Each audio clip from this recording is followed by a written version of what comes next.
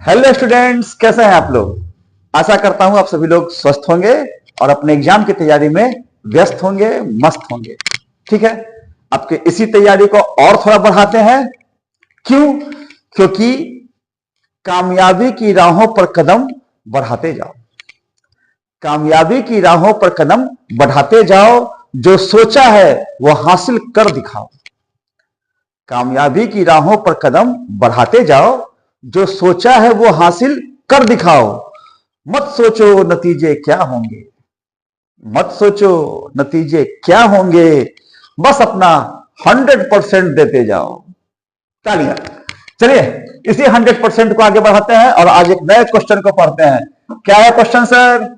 आज का क्वेश्चन है describe the condition for resonance in series LCR circuit. Also find the expression for resonant frequency. ये लेंदी topic आ गया sir. Electromagnetic induction के बाद अल्टरनेटिंग करंट चैप्टर है। अल्टरनेटिंग करंट चैप्टर का ये मोस्ट इंपॉर्टेंट क्वेश्चन है, जो गाहे बगाहे पूछ ही लेता है। इस साल का भी ये गेस क्वेश्चन है, आप देख सकते हैं मेरे फर्स्ट वीडियो में जाकर के।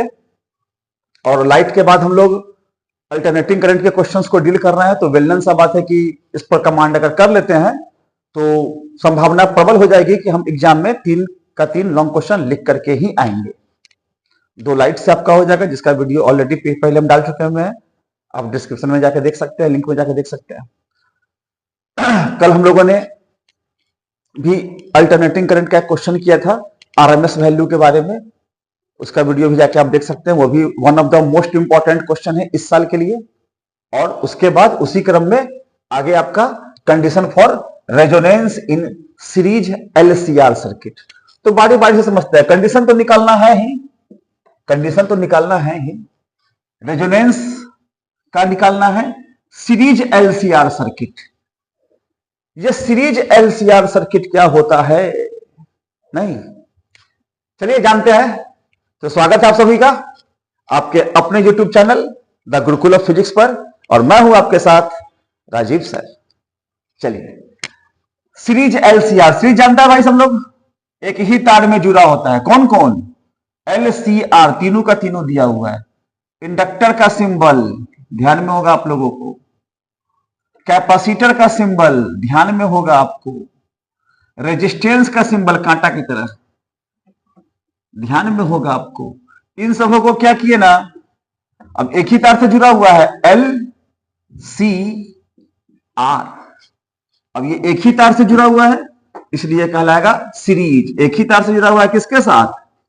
एक अल्टरनेटिंग सोर्स ऑफ EMF के साथ। उसका सिंबल ऐसा होता है, अल्टरनेटिंग सोर्स ऑफ EMF के साथ करंट I चलेगा। अच्छी बात है।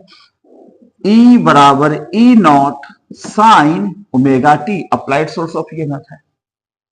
ठीक बात है। ये हो गया आपका सीरीज LCR सर्किट। तो लैंग्वेज यहां ले लेंगे। Let us consider a series LCR circuit connected across an alternating source of EMF is equal to E0 sine omega T. ठीक बात है।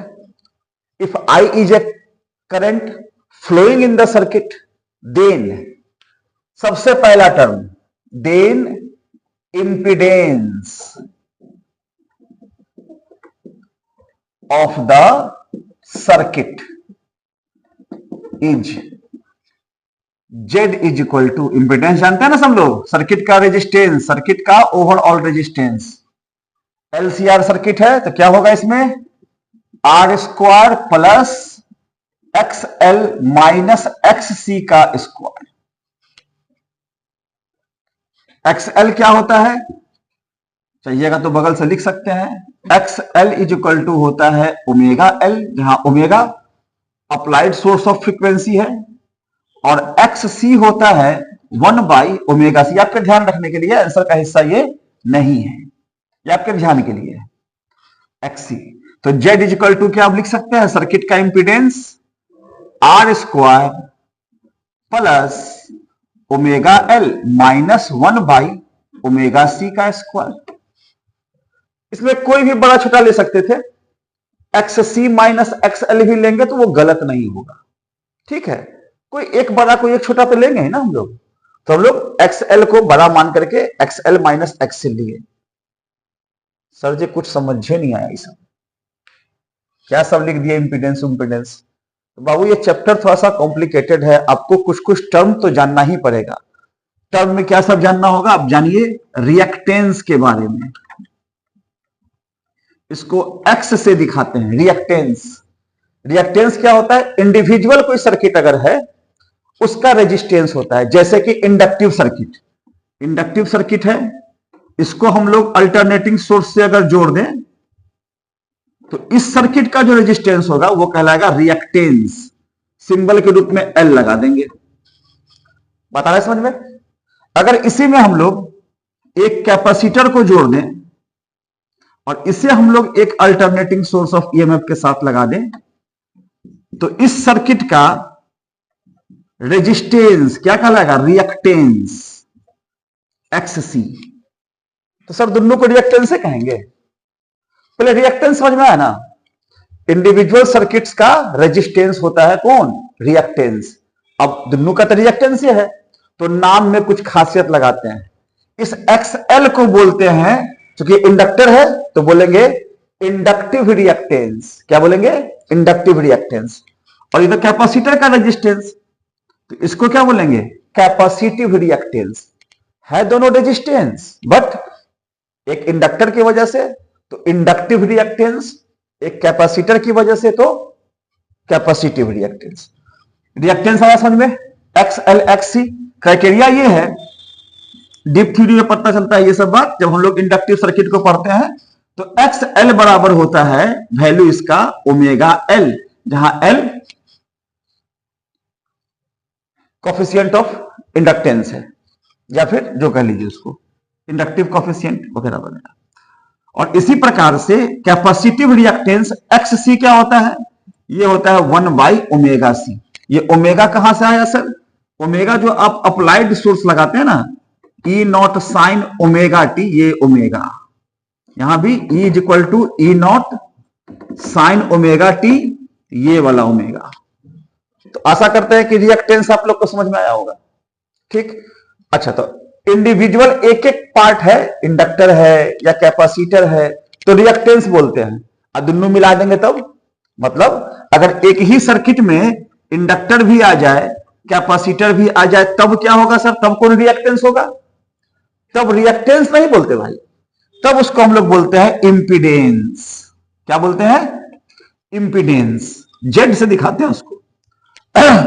इंडक्टर हो कैपेसिटर हो, इंडक्टर हो कैपेसिटर के जगह पर रेजिस्टेंस हो, रेजिस्टेंस हो एक कैपेसिटर हो, कोई दो को लगा रहेगा। अकेला अकेली है तो रिएक्टेंस, और दो को अगर है तो क्या बोलेंगे, इंपीडेंस। दो रहे, दो से अधिक रहे, जैसे कि 3 अभी है ना, 3 को है तो इसके लिए हम लोग क्या इस्तेमाल करेंगे, इंपीडेंस। कैसे दिखाते हैं, जेड से दिखाते हैं। तो इंपीडेंस होता क्या है, वही वेलनन सा है, सर्किट का रेजिस्टेंस होता है। अकेला था तो रिएक्टेंस, अकेला रेजिस्टेंस था तो रिएक्टेंस। एक से अधिक है ना, 2 है 3 है तो हम लोग क्या बोलते हैं, इंपीडेंस। ये इंपीडेंस क्या होता है, सर्किट का रेजिस्टेंस ही होता है। मजे की बात बताएं, इसका भी यूनिट ओम होता है और इसका भी यूनिट ओम होता है, और इस इंपीडेंस का यूनिट भी क्या होता है, ओम ही होता है। सबका यूनिट जो रेजिस्टेंस का होगा वही यूनिट रिएक्टेंस का भी होगा, वही यूनिट इंपीडेंस का भी होगा। तो ये सब टर्म आ रहा है समझ में, रिएक्टेंस क्या हुआ, इंपीडेंस क्या हुआ, वगैरह वगैरह। ठीक बात है। अब सही तरह से हम लोग साफ करते हैं ना। इतना समझने के बाद अब हम लोग फिर से अपने विषय वस्तु पे आते हैं कि सर इंपीडेंस लिखते कैसे हैं, किसी भी सर्किट का इंपीडेंस कैसे लिखेंगे हम लोग। तो बाबू इंपिडेंस लिखने के लिए आपको इंपिडेंस ट्रायंगल के बारे में थोड़ा जानना होगा। ये शॉर्ट क्वेश्चन में है, भी याद करने का चीज है, आप लोग याद किए भी होइएगा। इंपिडेंस ट्रायंगल क्या होता है? It is a right angled triangle. ये 90 डिग्री वाला को ट्रायंगल होता है। होज बेस, ये बेस दिख रहा है ना, बेस, ये बेस रिप्रेजेंट करता है रेजिस्टेंस को, ये परपेंडिकुलर रिप्रेजेंट करता है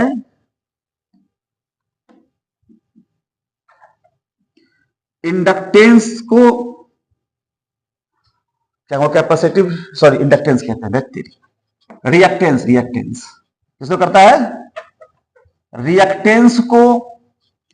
और तब ये जो हाइपोटेनियस दिख रहा है आपको, ये वाला, ये होता है इंपिडेंस।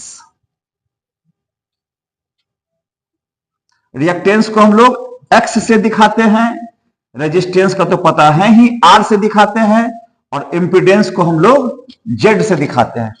तो एक ट्रायंगल में ये तीन चीज जो दिखाते हैं, तो इस ट्रायंगल को क्या बोलते हैं? इस ट्रायंगल को बोलते हैं इंपिडेंस ट्रायंगल। तो ये सब आंसर का हिस्सा नहीं है, इस आंसर को करने के लिए पीछे की बातों को रिकॉल करवा रहे हैं। इस आंसर को ऐसे ही नहीं कर देंगे उठा करके, है तो काफी छोटा आंसर, ये तुरंत में कंडीशन निकल जाएगा। बट थोड़ा बेसिक बात को समझते हुए हम लोग चल रहे हैं। थोड़ा सा लंबा भी हो सकता है ये वीडियो, लेकिन इसका आंसर है छोटा। तब लोग टॉपिक पे आते हैं। टॉपिक क्या हुआ? ये हो गया आपका इंपिडेंस ट्रायंगल। अब इंपिडेंस ट्रायंगल में आप वैल्यू लिख दीजिए, किसी का भी लिखना होगा तो जेड बराबर हाइपोटेनियस क्या होता है? बेस का स्क्वायर प्लस, अगर इंडक्टर होता तो एक्स एल का स्क्वायर लेते। समझ में आ रहा बात? अगर इंडक्टर होता, केवल ये वाला जो फोटो मिटा दिए है, अगर इंडक्टर होता तो क्या लेते? एक्स एल का स्क्वायर लेते। अगर केवल कैपेसिटर होता, रेजिस्टेंस के साथ कैपेसिटर होता, तो एक्स सी लेते। समझ में आ रहा बात? अभी तो रेजिस्टेंस के साथ दोनों है सर, दोनों है भैया, तो दोनों ले लो ना, एक्स एल माइनस एक्स सी। कोई तो छोटा बड़ा होगा, कोई तो छोटा बड़ा होगा ना। तो यहां से आया आपका कौन? इंपिडेंस। समझ में आया बात? थोड़ा सा पीछे घसका घसका के देख लेना ना। इसे यहां से इंपिडेंस ट्रायंगल से आता है इंपिडेंस। और एक बात, ये जो एंगल दिख रहा है बेस के साथ हाइपोटेनियस का बनाया गया एंगल, ये तो हो गया 90 डिग्री। ये नहीं, ये वाला एंगल दिख रहा है फाई। ये फाई क्या देता है? ये देता है फेज, चूंकि एसी है ना, तो फेज फाई बराबर लिखते हैं हम लोग tan इनवर्स एक्स बटा आर। लॉजिक समझ में आ रहा है? इंपिडेंस ट्रायंगल के अकॉर्डिंग हम लोग इंपिडेंस निकाल सकते हैं और सर्किट में फ्लो होने वाले करंट और अप्लाइड ईएमएफ का फेज निकाल सकते हैं। ये बड़ा काम का ट्रायंगल है, शॉर्ट क्वेश्चन में पूछता भी है, टिक भी लगवाए थे हम क्लास में। ठीक है, तो यहां से इंपिडेंस तो आया समझ में, इंपिडेंस आया, ठीक है सर। इसमें रेजिस्टेंस के साथ दोनों था, आप एक्सएल को बड़ा मान लिए हैं, तो एक्सएल माइनस एक्ससी का स्क्वायर हो गया। एक्सएल का वैल्यू आप जस्ट बताए हैं, ओमेगा एल होता है, और एक्ससी का वैल्यू 1 बटा ओमेगा सी होता है। तो वैल्यू डाल दिए, काम किया, चलिए ठीक है, इतना काम कर लिए। Also the phase difference phi बराबर क्या लिखिएगा? नीचे से लिख देना, जगह बन जाएगा। फाई बराबर क्या लिखिएगा? tan इनवर्स x है ना, तो अभी तो घटा के लिए ना इसको, अगर 2 को था तो अभी हम लोग क्या लिए हैं? X L minus X C लिए है ना, तो x के जगह ले लीजिए X L minus X C by R. समझ में आ रहा है बात? या आप ले सकते हैं phi is equal to tan inverse omega L minus 1 by omega C by R, जो ले लीजिए आप। तो हम लोग इंपिडेंस निकाल लिए और सर्किट का फेज निकाल लिए। यहां तक में दिक्कत है? नहीं दिक्कत है। चलिए अब हम लोग आते हैं अपने विषय वस्तु पर। क्या है सर आपका विषय वस्तु? तुरंत बतलाते हैं। विषय वस्तु तो आपको भी पता है, आपको बताना है कंडीशन सीरीज रेजोनेंट सर्किट का। इतना काम कर लिए। अब इतना काम करने के बाद आप लोग आइए लॉजिक पे, ये वाला लाइन जो लिखा गया है, यहां से क्या पता चलता है भाई कि अगर हम लोग इंपिडेंस और एंगुलर फ्रीक्वेंसी, इंपिडेंस और एंगुलर फ्रीक्वेंसी का ग्राफ बनाएं तो XL तो प्रोपोर्शनल टू ओमेगा हो गया। XL किसके प्रोपोर्शनल? ओमेगा के प्रोपोर्शनल। यानी कि अप्लाइड फ्रीक्वेंसी का वैल्यू बढ़ाएंगे तो XL का वैल्यू क्या होगा? बढ़ेगा। दिखा देना ग्राफ में, XL proportional to omega, zoom करके थोड़ा सा, ठीक है। और XC क्या होगा? इनवर्सली प्रोपोर्शनल टू ओमेगा, हाँ कि ना? देख लो यहां से, C तो कांस्टेंट है ना, कैपेसिटेंस, तो कांस्टेंट हटाएंगे तो प्रोपोर्शनलिटी का साइन लगाएंगे। जैसे प्रोपोर्शनलिटी का साइन हटा के कांस्टेंट लगाते हैं, तो कांस्टेंट को हटा के प्रोपोर्शनलिटी का साइन लगा देंगे, रिवर्स कर दिए। तो XL क्या होगा? Proportional to omega. मतलब अगर ओमेगा का वैल्यू बढ़ेगा तो कैपेसिटिव रिएक्टेंस का वैल्यू घटेगा। यानी कि इसका ग्राफ होगा कुछ इस प्रकार का, हाँ कि ना? ग्राफ तो साबित पढ़िएगा। हम लोग पाते हैं इस ग्राफ में, ये हो गया आपका XL हो गया XC प्रोपोर्शनल टू 1/ओमेगा का ग्राफ। जब इस ग्राफ को हम लोग प्लॉट करते हैं तो पता चलता है कि सर एक पॉइंट पर तक कट कर गया, ये कट कर गया। मतलब इस पॉइंट पर XL और XC बोले तो कैपेसिटिव रिएक्टेंस और इंडक्टिव रिएक्टेंस दोनों का वैल्यू बराबर होगा। यानी कि इस पार्टिकुलर एंगुलर फ्रीक्वेंसी पे, इसको ओमेगा नॉट से दिखाते हैं, दिख रहा है ना? ओमेगा नॉट से दिखाते हैं। इस ओमेगा नॉट पर क्या हो गया? इंडक्टिव रिएक्टेंस और कैपेसिटिव रिएक्टेंस दोनों बराबर हो गया। Got it? क्लियर है? तो पिक्चर बना लेंगे, थोड़ा सा ध्यान में है तो। कौन सा? ये बात तो पता है पहले से ही। पिक्चर बना देंगे, लिख देंगे as we know that the inductive reactance is directly proportional to the applied angular frequency and capacitive reactance is inversely proportional to the applied frequency. Thus, as the angular frequency is increases, angular frequency को हम लोग बढ़ाते हैं, as the angular frequency is increases, then the capacitive then the inductive reactance is increases while the capacitive reactance is decreases. Graph वाला बात language में लिख दिया। क्या लिख दिया?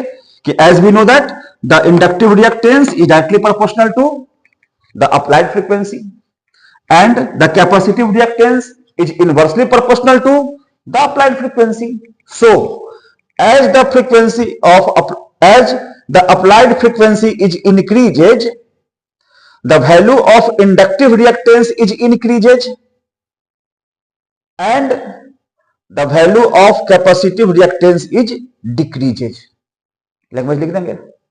बट कहानी में ट्विस्ट है। But at a particular angular frequency से, मान लेते हैं omega naught, but at a particular angular frequency से ओमेगा नॉट, ब्रैकेट में लिख देंगे, the inductive and capacitive both the reactances are same, है कि नहीं? इस पार्टिकुलर फ्रीक्वेंसी पर क्या हो गया? दोनों फ्रीक्वेंसी पर सेम हो गया। और अगर सेम हो गया दैट इज XL बराबर XC हो गया, होगा। इन this case the impedance of the circuit is minimum and equal to the resistance of the circuit। यानी कि इस स्थिति में बगल से ग्राफ भी प्लॉट कर सकते हैं, नहीं भी कर सकते। ओमेगा है और इंपिडेंस Z है, तो इंपिडेंस वाले पर अगर फोकस करते हैं हम लोग तो फ्रीक्वेंसी बढ़ेगा तो ये घटेगा, और एक पार्टिकुलर फ्रीक्वेंसी के बाद अगर फिर से फ्रीक्वेंसी को बढ़ाएंगे तो ये बढ़ेगा। यहां पर, कहां पर? ओमेगा नॉट पर इंपिडेंस का वैल्यू क्या आ गया? मिनिमम। किसके बराबर? सर्किट के रेजिस्टेंस के बराबर। किसके बराबर हो गया? सर्किट के। इसको और कर्व कर सकते हैं, थोड़ा सा कम कर्व हुआ है, इसको घुमा करके कर्व करते हैं ना, ठीक है। तो जब ये कंडीशन आया तो उस कंडीशन पर क्या हो गया देख लो मिला के भैया, एक्सएल एक्सी तक कट के 0 हो गया, तो जेड किसके बराबर बचा? आर के बराबर। यही बात तो बोल रहे हैं लैंग्वेज में। इन दिस केस, किस केस? जब दोनों बराबर हो गया तो उस केस में the impedance of the circuit is minimum. और किसके बराबर हो गया? आर के बराबर, and equal to the resistance of the circuit that is Z minimum is equal to R. Also the phase difference phi is equal to tan inverse 0 implies phi बराबर 0 degree. देख लो यहां पे एक्सएल एक्सी बराबर है तो ये खत्म हो जाएगा ना, 0 बचेगा। दोनों बराबर है तो क्या हो जाएगा? 0 हो जाएगा। अगर 0 हो जाएगा तो फेज डिफरेंस भी क्या आ गया? 0 डिग्री आ गया, हाँ कि ना? और अगर 0 डिग्री आ गया क्या मतलब? याद करो, रेजिस्टिव सर्किट के बराबर। That is the applied source and current both are in a same phase। both क्या हो जाएगा? सेम फेज में हो जाएगा। एंड हेंस, किधर लिखो किधर लिखो किधर लिखो, मिटा देता हूं इधर से, फोटो वाला मिटा दे, क्वेश्चन ही मिटा देते हैं। अब तो आ गया, इसी पर एक्सप्लेन करेंगे।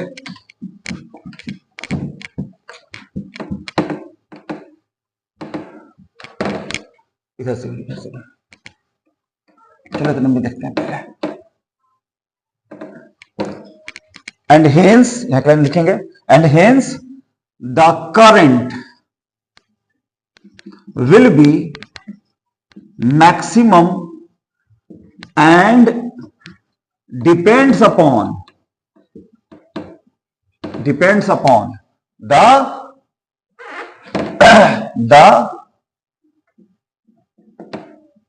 resistance of circuit। इस केस में क्या हो गया? करंट मैक्सिमम हो गया। डिपेंड किस पर किया? सर्किट के रेजिस्टेंस पर किया। चाहिएगा तो आई मैक्स लिख भी सकते हैं। Hence I max is equal to E naught बटा Z sine omega T plus five implies, चलो आई लिखते हैं पहले, अब लिखेंगे मैक्सिमम। कितना हो जाएगा भाई? ई नॉट, जेड का वैल्यू आर, फाइव का वैल्यू 0 है, तो आई मैक्स कितना आ गया? ई नॉट बटा आर साइन ओमेगा टी, या आई मैक्स बराबर आ गया I naught sine omega T, where I naught is the maximum और पिक वैल्यू ऑफ एसी। समझ में आया सब बात? क्या सब बात समझा दिए सर? सिंपल बात है। हम लोग यहां इस पिक्चर पर देखे थे कि एक पार्टिकुलर एंगुलर फ्रीक्वेंसी पर इंडक्टिव रिएक्टेंस और कैपेसिटिव रिएक्टेंस दोनों क्या हो गया था? बराबर हो गया था। और जब बराबर हो जाएगा तो इस केस में यहां से देख लो, ये दोनों बराबर था, कटखुट के 0, कटखुट के 0, जेड बराबर कितना आ गया? आर। इन दिस केस, यही बात टेबल में लिखेंगे, in this case the impedance of the circuit is minimum and equal to the resistance of the circuit. इस केस में इंपीडेंस मिनिमम हो जाता है और रेजिस्टेंस के सर्किट के बराबर हो जाता है, अर्थात that is Z minimum is equal to R. यहां तक क्लियर है? ठीक। Also the phase difference phi, phi की जगह पर देख लो एक्स एल एक्स सी बराबर है तो कट गया, कट खुट के क्या हो गया? 0, तो फाई बराबर कितना आ गया? 0 डिग्री। फाई 0 कब होता है? फाई होता क्या है बता देना अभी। फाई होता है कि सर्किट में अप्लाइड ईएमएफ और करंट के बीच का फेज डिफरेंस होता है। और तो फाई 0 हो गया भाई, तो फेज डिफरेंस होगा कहां पे? तो लिखेंगे that is the applied source and current both are in a same phase. दोनों क्या होगा? दोनों का दोनों सेम फेज में होगा। एंड हेंस जब सेम फेज में है तो current will be maximum, same phase में होगा तो करंट मैक्सिमम होगा and depends upon the resistance of the circuit. Clear है? तो हम लोग लिखते जो है इक्वेशन जो लिखते हैं करंट का, वो इसी फॉर्म में लिखते हैं, I बराबर E not by Z sine omega T plus या माइनस फाइव जो लगा दो, है ना, यहां तो कुछ होना ही नहीं है। तो I मैक्स हो जाएगा, जेड के जगह R, फाइव की जगह 0, तो बात खत्म। I मैक्स कितना हो गया? E नॉट बटा R sign omega T. E naught बटा R को हम लोग क्या लिख सकते हैं? I naught sine omega T. I naught जहां क्या है, वेयर I नॉट बराबर E नॉट बटा R इज द मैक्सिमम और peak value of AC। Circuit का जो करंट होगा वो मैक्सिमम का होगा। तो मैक्सिमम करंट मिल गया। अब अगर यदि मैक्सिमम करंट मिल गया है आपको, तो अब लिख सकते हैं यहां पर, this is known as the condition of resonance of कौन सा सर्किट? Series LCR circuit. कुछ आया बात समझ में? इसी को हम लोग क्या बोलते हैं? सीरीज LCR सर्किट में रेजोनेंस का कंडीशन बोलते हैं। क्या कंडीशन आया सर? सामने ना, XL बराबर XC है कि नहीं? ठंड के मौसम में बोर्ड जल्दी मिटता ही नहीं है भाई, मेरी गलती नहीं है, टाइम लग जाता है थोड़ा सा, बहुत दम लगाना पड़ता है। अब आ जाओ अपनी जगह पे। तो this is known as the condition of resonant circuit, resonant series LCR circuit. जो आपका क्वेश्चन है, तो कंडीशन आ गया। अब आपको लाना है एक्सप्रेशन फॉर एंगुलर फ्रीक्वेंसी या फ्रीक्वेंसी, रेजोनेंट फ्रीक्वेंसी। तो भैया बताओ, इसको रहने दिए अभी, क्यों? ओमेगा नॉट पर ना XL बराबर XC है, ऐसे थोड़े बराबर है, ऐसे तो बराबर नहीं है। तो लिखो XL के जगह पर ओमेगा नॉट L, XC के जगह पर ओमेगा नॉट C। क्या क्रॉस मल्टीप्लाइड कर दें? तो ओमेगा नॉट का स्क्वायर क्या आ जाएगा? 1 बाई LC। ओमेगा नॉट कितना आ जाएगा? Under root 1 by LC। इसको भी घेर देगा तो आंसर कंप्लीट। ये क्या निकला? Angular resonant frequency. Angular frequency निकला किसका? रेजोनेंट वाले का। अब ओमेगा की जगह लिख सकते हैं ना, ऑल्सो करके लिख देना, also 2 pi nu not. New यहां फ्रीक्वेंसी है, ओमेगा को एंगुलर फ्रीक्वेंसी और न्यू को फ्रीक्वेंसी कहते हैं ना, तो 2 पाई न्यू नॉट लिखेंगे, बराबर कितना? Under root 1 by LC। 2 pi को क्रॉस मल्टीप्लाइड कर देते हैं, तो न्यू नॉट कितना हो जाएगा भाई? न्यू नॉट हो जाएगा 1/2 pi under root 1 by LC। Answer complete. 5 में 5, आंसर क्या हो गया? कंप्लीट हो गया। ठीक बात है। तो इसको हम लोग फिर से देखेंगे, कमांड कर लेंगे। इस साल के लिए one of the important question है, तो इसको हम लोग अच्छे से पढ़ के समझेंगे और समझ करके इसको याद करेंगे, ताकि एग्जाम में अगर पूछे तो पूरा पूरा 5 में 5 लेकर के आए। ठीक है, तो हम लोग करेंगे क्या? इसको याद करेंगे। क्यों? क्योंकि जो कोशिश करते हैं वही तो इतिहास रचते हैं। नहीं, जो कोशिश करते हैं वही तो इतिहास रचते हैं। हर रोज खुद को बढ़ाओ, बढ़ाओ, थोड़ा सा और मेहनत करके बढ़ाओ भाई।